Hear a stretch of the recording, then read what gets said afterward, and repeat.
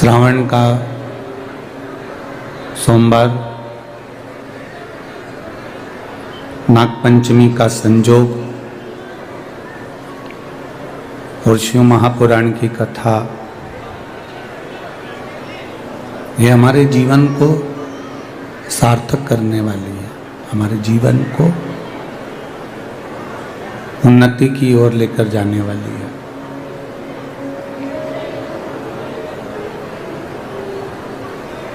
कुछ ना कुछ जिंदगी के पुण्य हमारे मानव देह के कुछ अच्छे पुण्य हमारे सामने होंगे, जिसके कारण आज हम सब श्रावण के महीने की नागपंचमी के दिन सोमवार को पावन शिव महापुराण की कथा माँ जालपा के पावन चरणों में श्रवण कर रहे हैं। ये हमारे पुण्य है।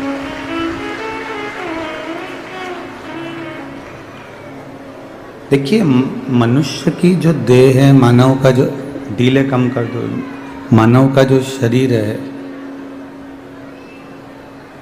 मनुष्य की जो देह है,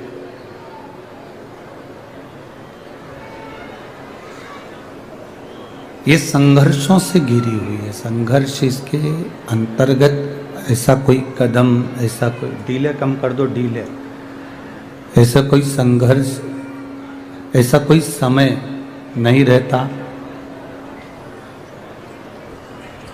जिसमें मनुष्य की देह को संघर्ष ना करना पड़े।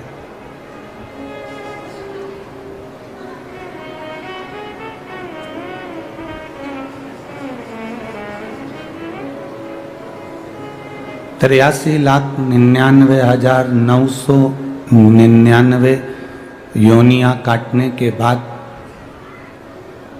84 लाखवें नंबर की योनि जो मानव की देह प्राप्त होती है।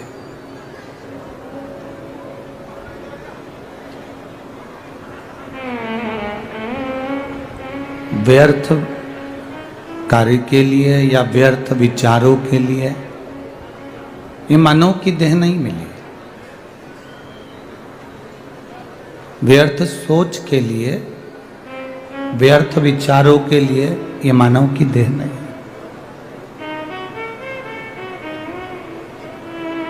थोड़ा सा जिंदगी में अगर दुख आता है तो ये कभी ना सोचें कि हमारे को भगवान ने ज्यादा दुख दे दिया। थोड़ी तकलीफें अगर जिंदगी में आए तो ये विचार ना करें कि भगवान ने हमको ज्यादा तकलीफें दे दी। थोड़ा कष्ट जिंदगी में आए तो ऐसा विचार ना करें कि भगवान ने पूरा कष्ट हमको दे दिया। कभी घोड़े की रेस देखना, कभी घोड़े की रेस देखिएगा। घोड़े की जो रेस होती है, उस पर जो घोड़े पर मालिक बैठा रहता है, घोड़े को नहीं मालूम रहता कि मुझे रेस में लाकर खड़ा करा। ये घोड़े को नहीं मालूम।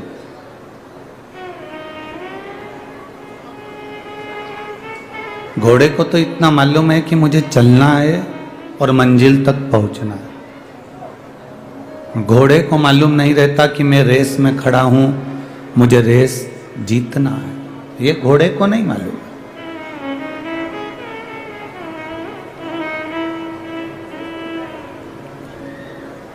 घोड़ा भागता है। क्यों भागता है? क्योंकि उस घोड़े पर जो घोड़े का मालिक बैठा रहता है, वो घोड़े को कष्ट देता है।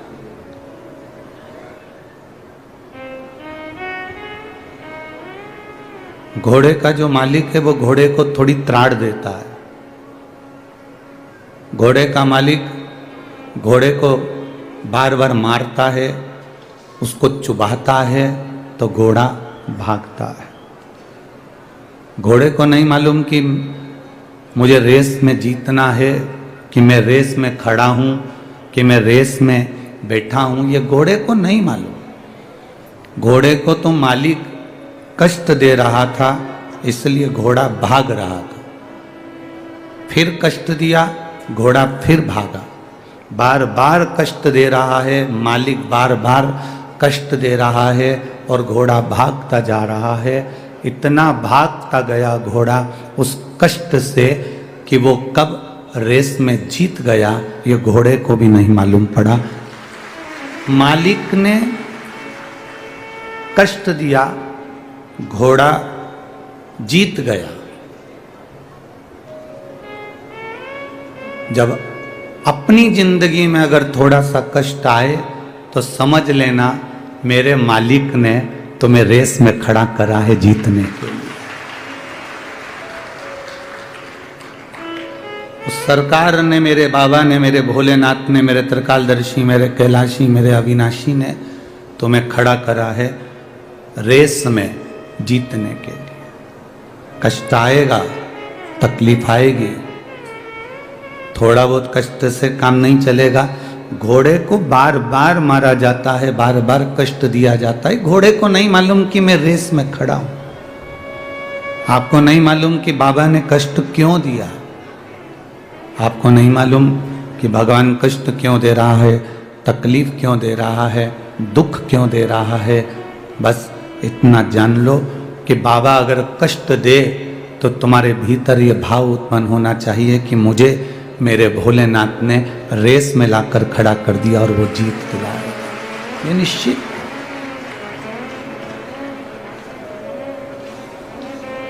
कई बहुएं कह देती हैं गुरुजी हम बड़े दुखी हैं, कई बेटे कह देते हैं हम बड़े तकलीफ में, हम बड़े दुखी हैं।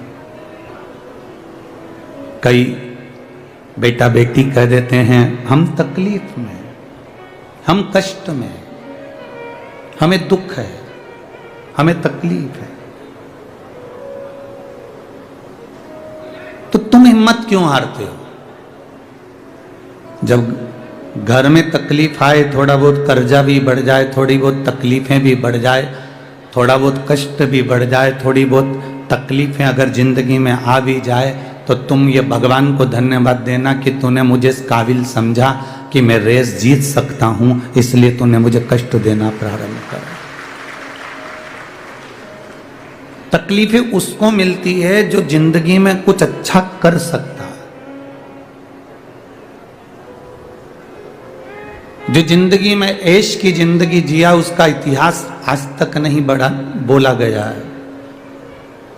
जिसने अपनी जिंदगी में बहुत उन्नति के साथ में अपनी ऐश की जिंदगी जी, डनलप के गद्दे पर सोया, एसी के रूम में सोया, खूब पकवान खाए, बादाम काजू खाया, 4 व्हीलर गाड़ी से घूमा, एंजॉय करा, उसका इतिहास आज तक किसी ने नहीं दोहराया, उसका नाम आज तक किसी ने नहीं लिया।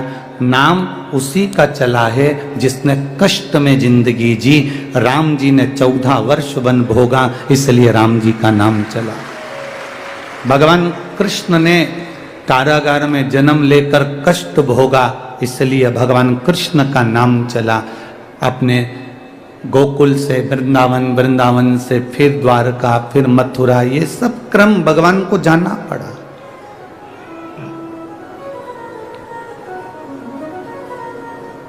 जो सुख की जिंदगी जीते हैं, एंजॉयफुल जीवन जी रहे हैं, उनका इतिहास कुछ भी नहीं, उनका नाम कहीं नहीं है।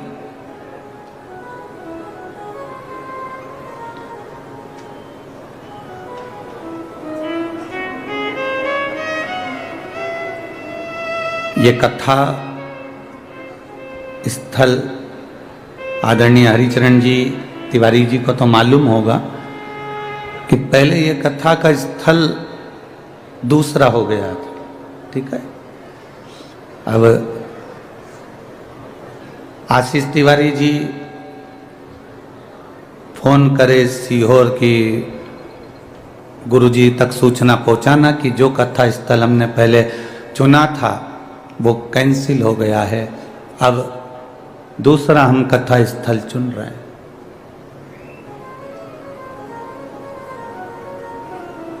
मैं आशीष तिवारी जी को धन्यवाद दूंगा जिनका विल पावर कमजोर नहीं हुआ। जब एक कथा स्थल अगर कैंसिल होता है तो दूसरा ढूंढने में समय लगता है, तो व्यक्ति अंदर से टूट जाता है, पर आप टूटे नहीं।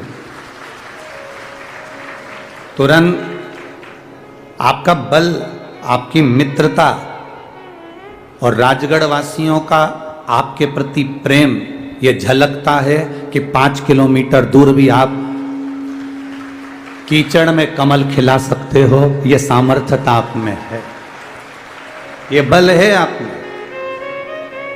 एक बेटी ने लिखा है, आशीष जी आपके लिए, हमारे गुजरात में ये बेटी का नाम है हेमलता राठौर, केशव कुंज बिहारी कॉलोनी राजगढ़ की रहने वाली। हमारे यहाँ गुजरात में बड़े भाई को मोटा भाई कहते हैं, तो मैं अपने मोटा भाई आशीष भाई तिवारी जी को धन्यवाद देती हूँ जिन्होंने राजगढ़ में शिव महापुराण की कथा करवाई। तो ये थोड़ा संघर्ष हो सकता है, थोड़ा संघर्ष है जिंदगी में, ऐसा नहीं। संघर्ष से हम आगे बढ़ेंगे तो हमारा जीवन सार्थक होगा। कल हम जब यहां से जा रहे थे तो बस गए और बाबा ने जल वृष्टि चालू करी और ऐसा पानी गिरा, ऐसा पानी गिरा, ऐसा पानी गिरा। हम देख रहे थे सब अपने अपने छांव में, दुकान में, कोई डूम में, कोई कहीं छुप रहा था। पर हमने देखा कि राजगढ़ की जो पुलिस प्रशासन थी वो रोड पर गीली होते होते लोगों को संभाल रही थी।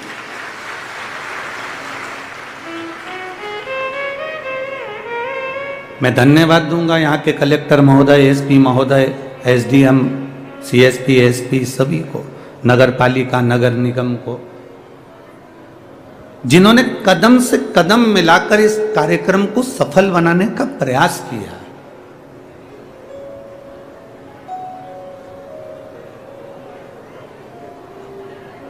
और राजगढ़ के ये निवासी अभी हम आ रहे थे तो एक ट्रैक्टर ट्राली जा रहा था, उस ट्राली पर लिखा हुआ था निशुल्क कथा स्थल तक जाने की व्यवस्था। हम देखकर खुश हो गए कि किसी किसान भाई ने अपनी ट्राली लगा रखी है, निशुल्क कथा स्थल तक जाने। ट्राली उसके पास जो है वो व्यवस्था वो कर रहा है, उसके पास जो है वो व्यवस्था वो दे रहा है। मेरा तो युवान बेटों से निवेदन है, तुम दिन भर अपनी अपनी गाड़ी का पेट्रोल फूकते रहते हो। कथा के 1 घंटे पहले अगर मेरे राजगढ़ के बेटे अपनी 2 व्हीलर गाड़ी लेकर चौराहे पर खड़े मिले और बूढ़े लोगों को अंदर तक छोड़ दें तो उससे बढ़कर सुख क्या हो सकता है। आप दिन भर भी तो गाड़ी चलाते हो, मन में ये सोचना कि मैं 100 रुपए का पेट्रोल डलवाऊंगा और जो बुजुर्ग जा रहा होगा उसको कथा स्थल तक पहुंचाऊंगा, और वापिस बुजुर्ग अगर शहर में जा रहा होगा तो उसको अपनी मोटरसाइकिल से वापिस अपने उस चौराहे तक पहुंचा। आप दिन भर भी तो गाड़ी चला रहे हो, आप ज्यादा सहयोग नहीं कर सकते पर इतना सहयोग जरूर करो। जैसे वो गांव का किसान आदमी ने अपना ट्रैक्टर ट्राली लगा दिया और उस पर लिख दिया निःशुल्क कथा स्थल तक जाने की व्यवस्था। और ध्यान देना, जो परमात्मा के दरवाजे तक लाकर छोड़ देता है उसको भी भगवान एक उन्नति की सीढ़ी पर ले जाकर छोड़ देता है। वो साधारण नहीं हो सकता। आपका विश्वास, आपकी दृढ़ता, आपका भरोसा सहज ना हो।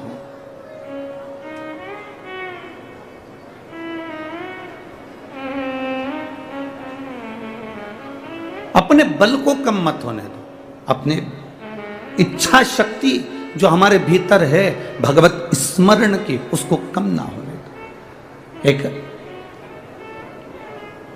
मालिक थोड़ा सा अगर कष्ट देता है घोड़े को नहीं मालूम है कि मैं रेस में खड़ा हूं, घोड़े को नहीं मालूम कि मैं रेस में हूं। एक आदमी जा रहा था, गाड़ी खड़ी करी, एक बच्चे ने उस आदमी की गाड़ी को देखा, बड़ी सुंदर गाड़ी, बड़ी महंगी गाड़ी।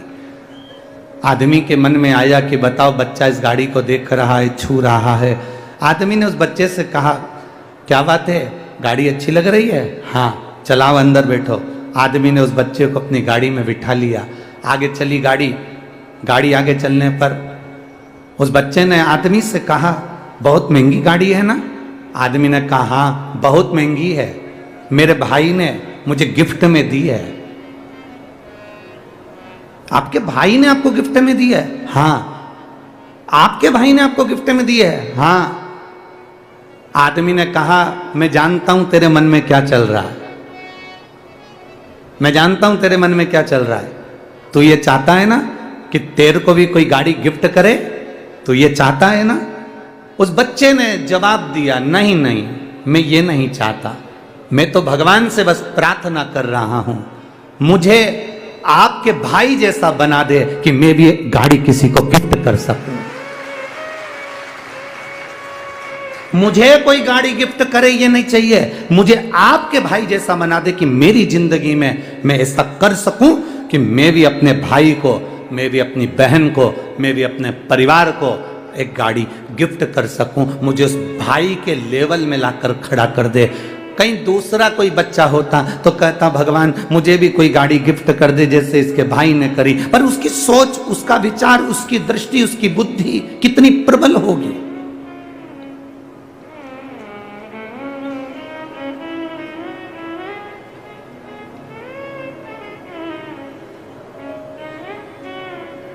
हम सोचते हैं, भगवान से प्रार्थना करते हैं, भगवान ऐसा कुछ कर दो कि मैं, हे भगवान मुझे ये दे दो, हे भगवान मुझे दे दो। भगवान से कहना, भगवान अगर देना तो तेरा साथ देना, तेरे चरणार विंद की रज देना, तेरे हस्त कमल का आशीर्वाद देना और ऐसा बना देना जिंदगी में कि जब मौका मिले राजगढ़ क्षेत्र में कथा का तो मैं इन दोनों हाथों से लुटाती जाऊं। ऐसी कृपा मुझ पर कर देना, ऐसी दया मुझ पर कर देना जो जीवन में आप जैसी कृपा करते आए हो, कुबेरेश्वर देव, कुबेरेश्वर महादेव, कुबेर भंडारी, ऐसी कृपा मेरी जिंदगी में करना। ऐसा जीवन संघर्ष है जिंदगी माना, पर संघर्ष में, जिंदगी में संघर्षपूर्ण जीवन में भी एक सुख का अनुभव है। एक दिया आपने लगाया, वो दिया में हवा लगती है तो आप क्या करते हो? उस दिए को, उस पर एक कांच की, जम के बोलो जरा, हंडी रख देते हो। कांच की हंडी काहे के लिए रखी? कि दिया बुझे नहीं। बोलो सही है कि गलत है? दिया बुझे नहीं, इसलिए कांच की हंडी रख देते हो। कोई तुमसे कहे क्या जरूरत है कथा में जाकर बैठने की, कोई तुमसे कहे टीवी पर कथा आ रही है, क्या करोगे वहां इतनी दूर, 5 किलोमीटर, 3 किलोमीटर, 4 किलोमीटर दूर जाने की। कोई तुमसे कहे क्या जरूरत है शंकर जी के मंदिर जाने की, उसको कह देना दिया बुझे नहीं, इसलिए उसे हंडी में रखा जाता है। और हम भी भोलेनाथ के वो दिए हैं, इस संसार में बुझ ना जाए, इसलिए कथा की हंडी में जाकर बैठ जाते हैं। ये कथा की हंडी है। इस हंडी के अंदर, इस पंडाल में, इस कथा के आनंद में, इस शिव मंदिर के अंदर, शिवालय में, देवालय में हम जाकर जब बैठते हैं तो हम काम, लोभ, वासना, आसक्ति, तृष्णा, इन सब से बच जाते हैं। ये वो हंडी है जिसके अंदर हम बैठे हैं।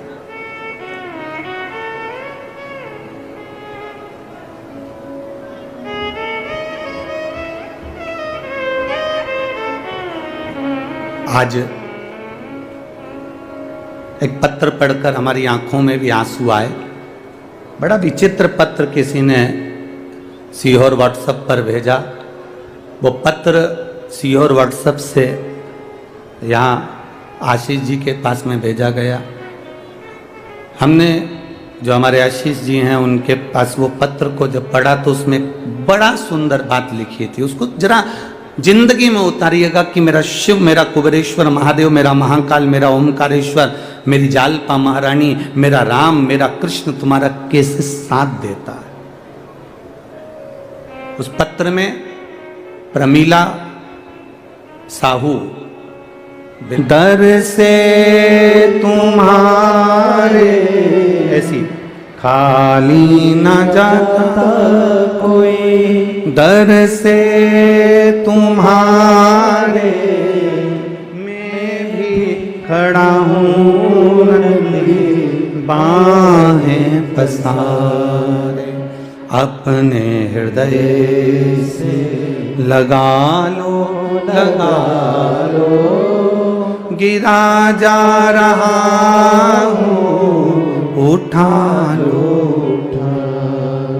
आप जब शिव महापुराण की कथा में पहुंचे, आप जब शिवालय में पहुंचे, आप जब कुबेरेश्वर धाम पर पहुंचे, आप जब महाकाल राजा के चरणों में पहुंचे, आप जब ओंकारेश्वर पहुंचे, आप जब विश्वनाथ पहुंचे, आप जब केदारनाथ पहुंचे, आप जब जालपा भवानी के चरणों में पहुंचे, तो ये विचार कर कर जाना कि मेरा बाबा, मेरी माता रानी तुमको खाली नहीं भेजती, कुछ ना कुछ देकर जरूर भेजती है। वो साधारण नहीं हो सकती,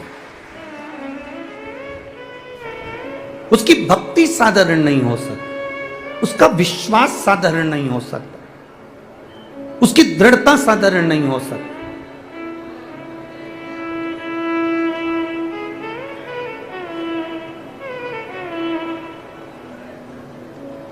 उसके झोले में जल भी है, 1200 रुपए भी है। वो कौन देने वाला, कौन लिख कर देने वाला? हम हमारे बाबा से रूठ जरूर जाते हैं। हमको लगता है कि वो हमारा परीक्षा ले रहा है, हमको लगता है वो हमारी परीक्षा ले रहा है। मैं भूखी रह गई, मैं प्यासी रह गई, मैं अब पहुंची, हो सकता है हम जितना कष्ट देवाधिदेव महादेव की कथा में, जितना कष्ट बाबा से मिलने में, जितना कष्ट हम परमात्मा को प्राप्त करने में, हम जितना कष्ट भुगतते हैं, जितना कष्ट हमें होता है, हम स्टेशन पर पड़े हैं, हम बस में धक्के खा रहे हैं, हम गाड़ियों पर पड़े हैं, हम रोड पर पड़े हैं, हम टेंट में पड़े हुए हैं, मिल रहा खाने को नहीं मिल रहा, हम जितना जितना कष्ट भोगते हैं, ये तैयारी में रहना कि जैसे रेस के घोड़े को मालिक कष्ट देता है तो रेस का घोड़ा जीत जाता है। अगर तुझे कष्ट मिल रहा है तो तू भी जीत कर ही मानेगा, निश्चितता है तेरी।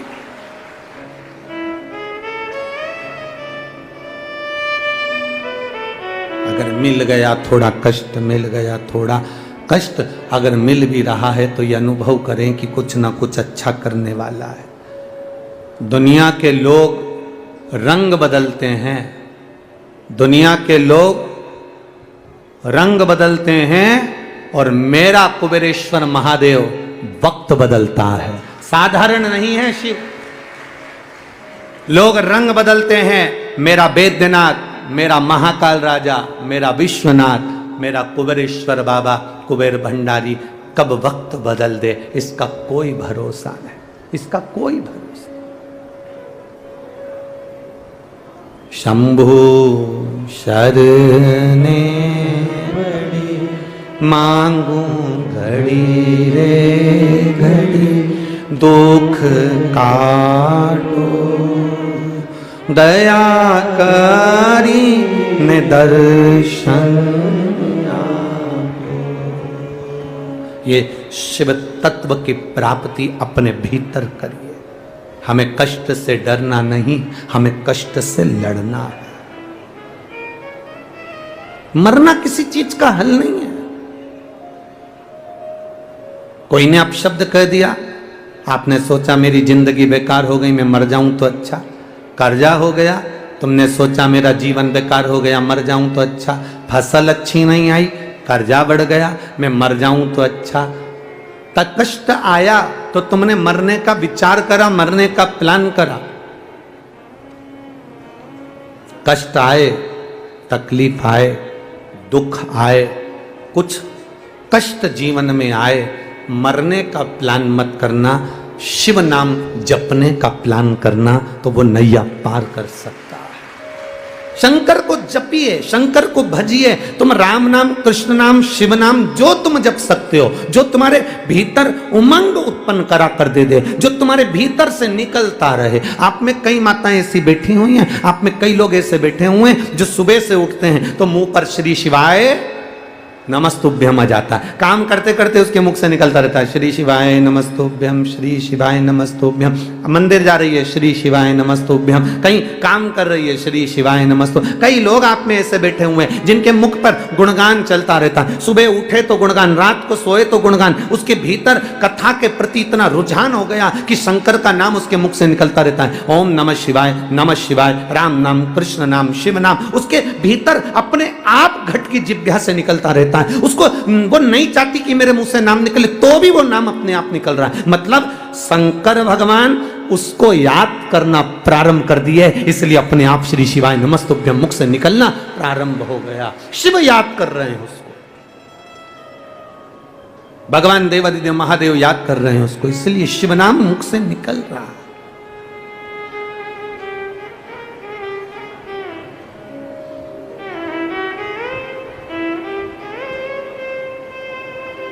वो कहे ना, जो शिव नाम होठों पे अरे चढ़ गया रे, तो समझो ये जीवन सवर गया रे, तो समझो ये जीवन सवर गया रे। मन को बना ले शिव का शिवालय, मन को बना ले तू शिव का शिवालय। संग में चलेगा तेरे वो डमरू वाला, संग में चलेगा तेरे वो डमरू वाला। शिव को ही हृदय बिठा लो रे, ये शंकर हमारे भीतर विराजमान हो, शिव हमारे भीतर नस नस में, रोम रोम में समाहित हो।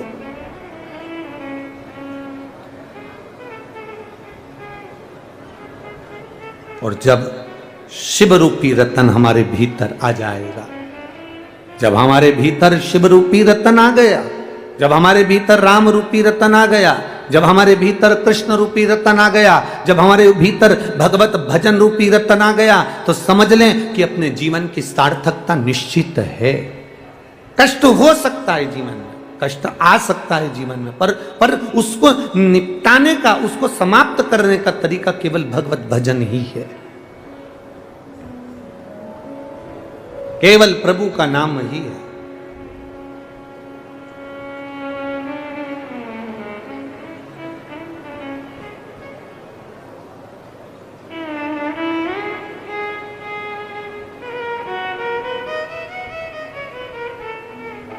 महाराज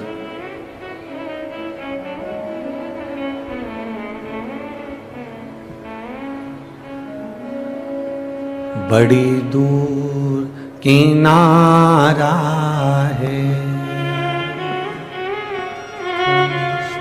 बड़ी दूर किनारा है, कश्ती भी पुरानी है, भोले बाबा सुन भी लो ये मेरी कहानी है। बड़ी दूर किनारा है, कश्ती भी पुरानी है, भोले बाबा सुन भी लो ये मेरी कहानी है। ये मानव का जो शरीर है कब डूब जाए, कब समाप्त हो जाए, किसको मालूम? वो कब आवाज लगा देगा, हमें जाना पड़ सकता है। कब पुकार लेगा, हमें जाना पड़